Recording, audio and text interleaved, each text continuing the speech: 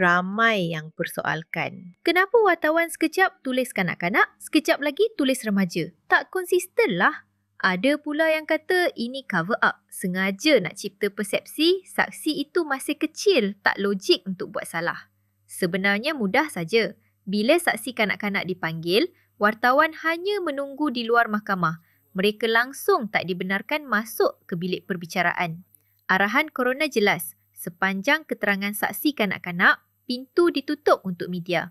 Jadi wartawan cuma akan tahu apa yang berlaku selepas peguam yang berada di dalam keluar dan berkongsi maklumat dengan mereka. Apa yang ditulis dalam media bukan manipulasi, bukan rekaan. Ia hanyalah laporan semula daripada apa yang peguam sebutkan. Maknanya kalau peguam gunakan perkataan kanak-kanak, itu yang ditulis. Kalau peguam sebut remaja, itu juga yang keluar di akhbar. Wartawan pun manusia biasa. Mereka lapor berdasarkan maklumat yang ada. Tak ada niat nak sembunyi. Tak ada agenda nak pesongkan cerita.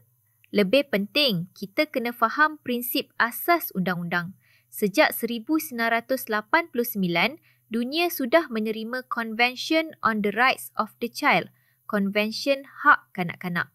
Artikel 3 menyebut, in all actions concerning children, the best interest of the child shall be a primary consideration. Malaysia sendiri ratifikasi konvensyen ini pada tahun 1995. Dari situ lahirlah Akta Kanak-Kanak 2001 dan Akta Keterangan Saksi Kanak-Kanak 2007.